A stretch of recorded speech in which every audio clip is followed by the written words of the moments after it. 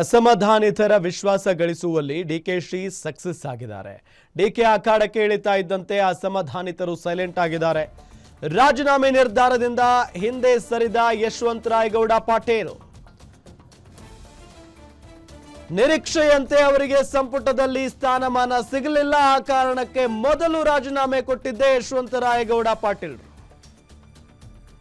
ಈಗ ಅವ್ರ ಜೊತೆಗೆ ಫೋನ್ ಮಾಡಿ ಮಾತಾಡಿ ಸಮಾಧಾನ ಮಾಡಿದ್ದಾರೆ ಮುಖ್ಯಮಂತ್ರಿಗಳು. 15 ನಿಮಿಷಗಳ ಕಾಲ ಚರ್ಚಿಸಿದ್ದಾರೆ ಸಿಎಂ ಮತ್ತು ಯಶವಂತರಾಯಗೌಡ ಪಾಟೀಲ್. ಈ ವೇಳೆ ರಾಜೀನಾಮೆ ಪಡೆಯೋ ಭರವಸೆ ಹಿಂಪಡೆಯೋ ಭರವಸೆಯನ್ನ ನೀಡಿದ್ದಾರೆ ಯಶವಂತರಾಯಗೌಡ ಪಾಟೀಲ್. ರಾಜೀನಾಮೆ ಪತ್ರವನ್ನ ಏನು ಸಲ್ಲಿಸಿದಾರಲ್ಲ ಅದನ್ನ ವಾಪಸ್ ಪಡೆದುಕೊಳ್ತೀನಿ ಅಂತ ಕೂಡ ಈ ಸಂದರ್ಭದಲ್ಲಿ ಮುಖ್ಯಮಂತ್ರಿಗಳಿಗೆ ಹೇಳಿದ್ದಾರೆ ಅನ್ನೋದು ಗೊತ್ತಾಗ್ತಾ ಇದೆ. ಸಹಜವಾಗಿ ಬೇರೆ ಬೇರೆ ಒಂದಿಷ್ಟು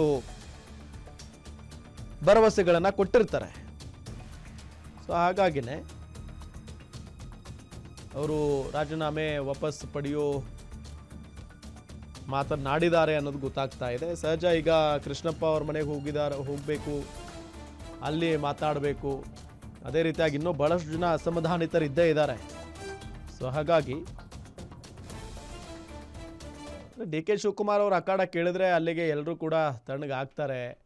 ಅಸಮಾಧಾನ ಎಲ್ಲ ಶಮನ ಆಗುತ್ತೆ, ಬಂಡಾಯ ಶಮನ ಆಗುತ್ತೆ. ನೋಡಿ ಅಲ್ಲಿ ಯಶವಂತರಾಯಗೌಡ ಪಾಟೀಲ್ರು ಸಂಪುಟದಲ್ಲಿ ಸ್ಥಾನ ಸಿಕ್ಕಿಲ್ಲ, ಪಟ್ಟಿಯಲ್ಲಿ ಅವ್ರ ಹೆಸರು ಇಲ್ಲ ಅಂತ ಗೊತ್ತಾದ ತಕ್ಷಣ ಹೋಗ್ಬಿಟ್ರು. ಅವರು ಹೋಗಿ ಸ್ಪೀಕರ್ಗೆ ರಾಜೀನಾಮೆ ಕೊಟ್ಟು ಬಂದುಬಿಟ್ಟಿದ್ರು, ಪತ್ರ ಕೊಟ್ಟು. ಯಾರ್ಯಾರೋ ಮನವೊಲಿಸಿದ್ರು ಕೂಡ ಕ್ಯಾರೆ ಅಂದಿರಲಿಲ್ಲ. ಅವರು ಸುರ್ಜೇವಾಲಾ ಅವರು ಕೂಡ ಮಾತಾಡಿದ್ರು ಅವ್ರ ಜೊತೆಗೆ. ಈಗ ಸ್ವತಃ ಡಿ ಕೆ ಶಿವಕುಮಾರ್ ಮಾತಾಡಿ ಮನವೊಲಿಸಿದ್ದಾರೆ.